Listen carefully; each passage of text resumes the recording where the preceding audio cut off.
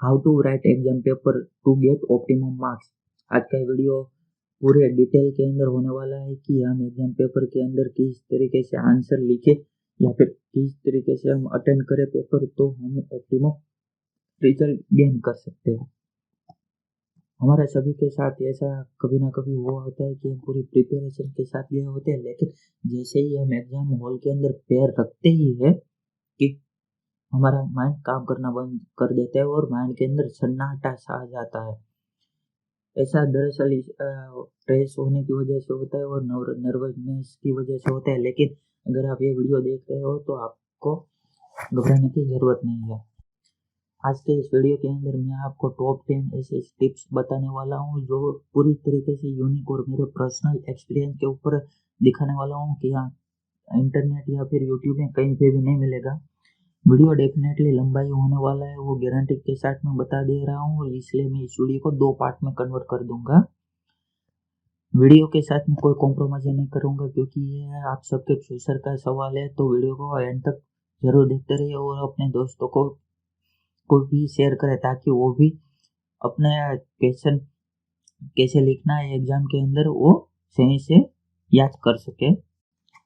तो ज़्यादा टाइम ना गवाते हुए चलिए शुरू करते सिविल एक्सपीरियंस के tips and tricks to how to write question paper in exam to get optimum result. तो पहला टॉपिक है टाइमिंग। डिवाइड टाइम फॉर इस क्वेश्चन। मैं यहाँ आपको एग्जाम्पल के साथ बताने वाला हूँ क्योंकि ये जो मैंने टाइटल दिया है डिवाइड टाइम फॉर इस क्वेश्चन, इसमें आप गलती जरूर करेंगे। तो चलिए मैं आपको एग्जाम्पल के साथ बताता हूँ। अगर आपका क्वेश्चन पेपर 70 मार्क्स का है, 70 मार्क्स का है, तो उस क्वेश्चन पेपर में टोटल 5 नंबर ऑफ पार्ट दिए होते हैं। इस पार्ट के अंदर हर एक पार्ट के अंदर 3 क्वेश्चन दिए हैं। पहला क्वेश्चन 7 मार्क्स का है, दूसरा 4 और तीसरा 3 मार्क्स का। तो हर एक पार्ट के अंदर 3 क्वेश्चन है और उसका वेटेज मैंने आपको बता दिया है। अगर मान लो कि आपका क्वेश्चन एग्जाम का टाइमिंग 2 घंटे का है यानी कि 120 मिनट का है, तो आपको 120 डिवाइड बाय 5 पार्ट को डिवाइड करना है, ना कि क्वेश्चन को डिवाइड करना है। डिवाइड बाय पार्ट करना है यानी कि इस हर एक पार्ट के लिए 24 मिनट हो गए।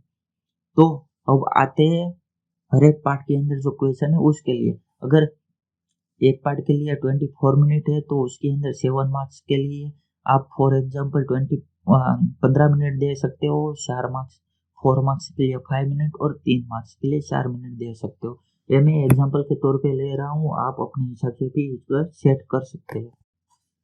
ये मैं आपको इसलिए पहले नंबर पे टाइमिंग को लेके आ गया हूँ ताकि ये आपको समझा सको कि काफ़ी सारे जो स्टूडेंट है वो यही गलती कर देते हैं कि पहला क्वेश्चन अटेम्प्ट करने में वो 30 मिनट या फिर 40 मिनट ले लेते हैं और उसका बाद के क्वेश्चन में सही से टाइमिंग नहीं दे सकते हैं और वो हड़बड़ी में गलती कर बैठते हैं या रॉन्ग आंसर दे देते हैं या फिर क्वेश्चन लिखना ही रह जाता है, टाइम कम पड़ता है और क्वेश्चन छूट जाता है।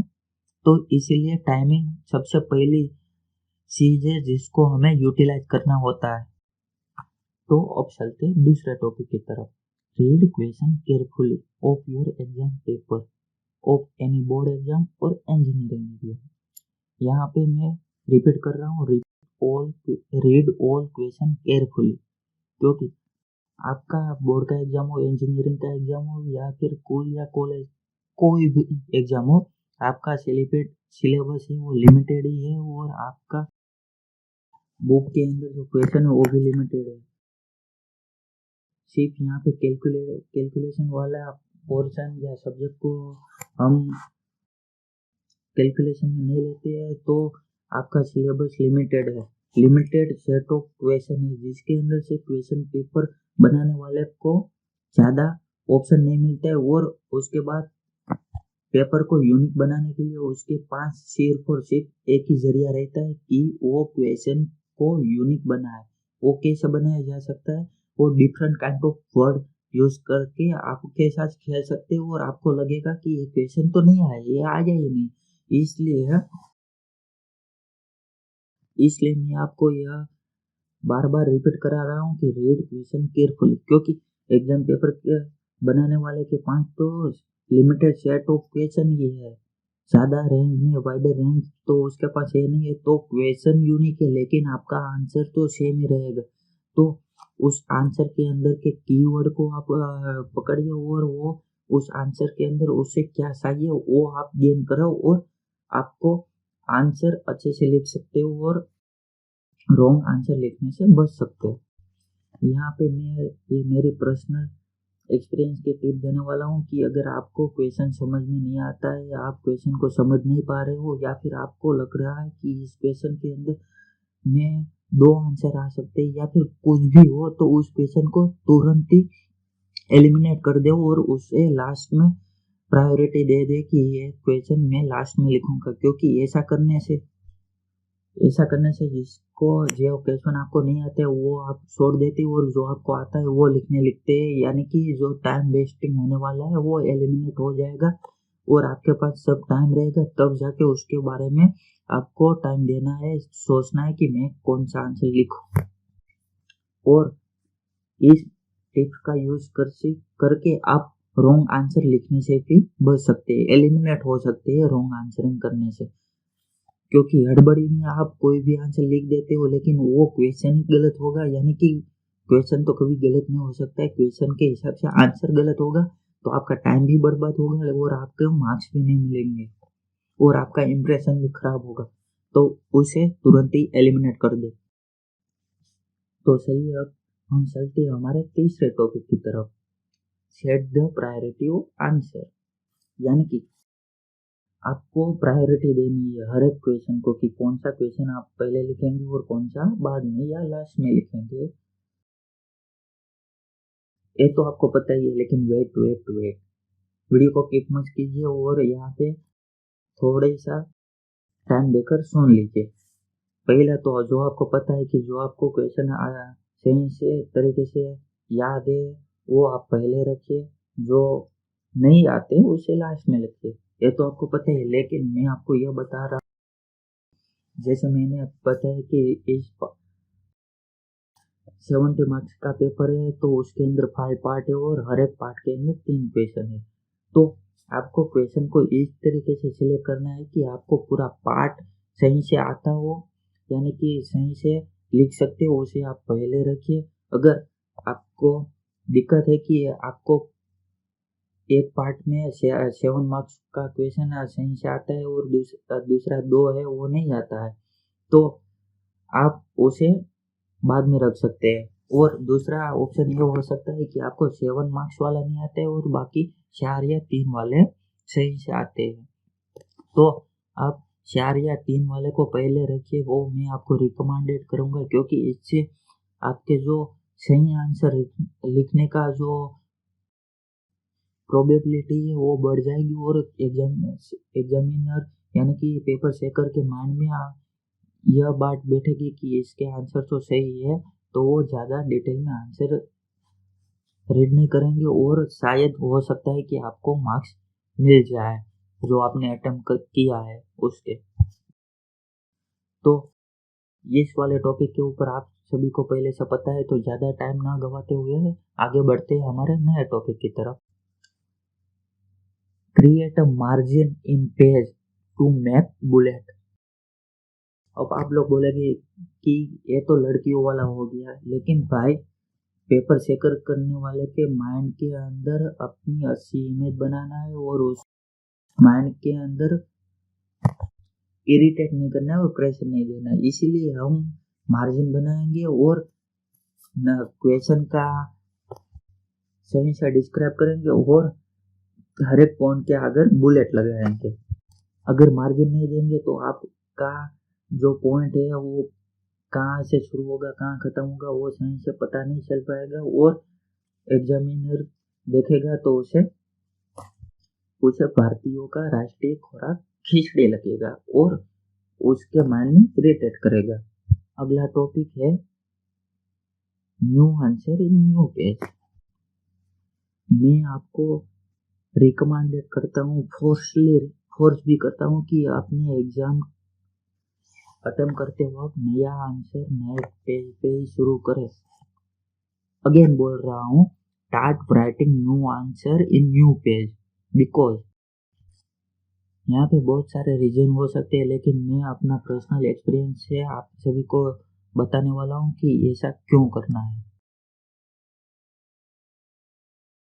पहला तो एग्जाम पेपर जो चेकर होता है उसको डायरेक्टली इंडिकेट हो जाता है कि यहाँ पे आंसर खत्म हुआ है और नए पेज में है तो वो नया आंसर है, यानी कि वो तुरंत ही फाइंड आउट कर लेगा कि यह आंसर का पोर्शन खत्म हो गया है, अब मुझे इसके मार्क्स अलोकेट कर देने हैं और नए क्वेश्चन का मार्क्स नए पेज पे है तो उसको अलग से अलोकेट करना है। इन सम माइनर केसेस ऐसा बार बार नहीं होता है, लेकिन इन कोई केस के अंदर ऐसा हो सकता है कि हैंड राइटिंग खराब हो या फिर फॉर्मेटिंग खराब हो या फिर बहुत ही क्लोज या फिर इनरेगुलरिटी वे के अंदर आंसर लिखते हैं तो क्वेश्चन पेपर चेकर को यह मालूम नहीं पड़ता है कि यह आंसर शुरू हुआ है और कहाँ खत्म हो गया है। तो वो क्या करता है कि आंसर क्वेश्चन पढ़ता है और आंसर देखता जाता है और उसको नहीं पता है कि नया आंसर शुरू हो गया है, लेकिन वो देखता है कि ये आंसर क्वेश्चन अलग है आंसर अलग है तो वो पूरा ही रॉन्ग कर देगा, या फिर वो देखेगा कि ये थोड़ा आंसर सही है थोड़ा गलत है तो वो आधे मार्क्स दे के चला जाएगा। और ऐसा जब होगा तो आपका एक क्वेश्चन का तो आधे मार्क्स आपके कट गए और दूसरा क्वेश्चन पूरा एलिमिनेट हो गया। आपने लिखा तो है लेकिन क्वेश्चन पेपर के नज़र में नहीं आए और उसके मार्क्स तो आपको डायरेक्टली सही या गलत देखे बिना ही आपके मार्क्स कट गए हैं। तो ऐसा कभी भी नहीं करना है। मैं आपको अगेन बोल रहा हूँ कि नए आंसर को नए पेज के अंदर ही लिखना है। अगर आपके स्कूल कॉलेज या फिर क्लासेस वाले मना कर रहे हैं तो अगर आपका आंसर खत्म हो जाता है तो वहाँ पे पेंसिल से मार्किंग कर देना है, लाइन बना देनी है, मार्किंग करके लाइन बना देनी है ताकि क्वेश्चन पेपर चेकर को यह इंडिकेट हो जाए कि यहाँ पे आंसर खत्म हो रहा है तो इसके मार्क्स अलोकेट कर दे और दूसरा नया क्वेश्चन जो शुरू हो रहा है वो यहाँ से शुरू हो रहा है और मुझे वहाँ से उससे चेक करना है। तो यहाँ पे 5 पॉइंट मैंने कवर कर लिए, अभी भी 5 पॉइंट बाकी है जो कवर करना है, लेकिन वीडियो बहुत ही लंबा हो जा रहा है, करीबन 12 या 13 मिनट के आसपास वीडियो पहुंच गया है। तो यहाँ पे वीडियो को ज़्यादा लंबा नहीं कर रहा हूँ और यहीं पे इस वीडियो को ख़त्म कर रहा हूँ। मैं आपको रिकमेंडेड कर रहा हूँ कि पार्ट 2 ज़रूर देखें। और आप में से हर कोई तो स्मार्ट बंदा नहीं होगा और ज़्यादा मार्क्स गेन करने वाला यानी कि टॉपर नहीं होगा। तो अगर आप टॉपर है तो दूसरा वीडियो ज़रूर देखें और जो लोग ऐसे टाइम पास के लिए आए थे वो इस वीडियो को अंत तक देखने के बाद अपना क्वेश्चन पेपर लिख सकते हैं। लेकिन टॉपर लोग दूसरा वीडियो ज़रूर देखें जिसके अंदर मैंने कवर किया हुआ है कि आंसर को कैसे शुरू करना है और कैसे ख़त्म करना है, आंसर को ब्रीफ में किस तरीके से और किस फॉर्मेटिंग में लिखना है। अगर आपके पास टाइम कम है और आपको लग रहा है कि आपका क्वेश्चन पेपर ऐसे ही टाइम कम होने की वजह से निकल जाने वाला है तो किस तरीके से सभी क्वेश्चन को अटेंड करना है वो भी मैं बताने वाला हूँ। नया पॉइंट, एग्जाम क्वेश्चन पेपर जो चेक करता है उसको माइंड में इरिटेट ना हो इस तरीके से किस तरीके से आपको करना है कि आपको फुल मार्क्स भी दे दे और वो चेकर भी खुश हो कि आपको मार्क्स दे दे। और लास्ट, अगर आपको लगता है कि आप किसी भी तरीके से सर्वाइव नहीं कर पाओगे एग्जाम के अंदर तो आपको क्या करना है, ये सारे जो टॉपिक है वो मैंने पार्ट 2 के अंदर कवर की है। आप वहाँ डिस्क्रिप्शन के अंदर लिंक दे दूंगा, वहाँ जाइए और उस वीडियो को ज़रूर देखें और कमेंट भी ज़रूर कीजिए कि आपको वीडियो कैसा लगा और आपके लिए ये यूज़फुल हुआ कि नहीं, आपके रिजल्ट को इम्प्रूव कर पाया या नहीं। तो धन्यवाद इस वीडियो को देखने के लिए और इस वीडियो को लाइक करना भूल गए तो ज़रूर से लाइक कर दीजिएगा।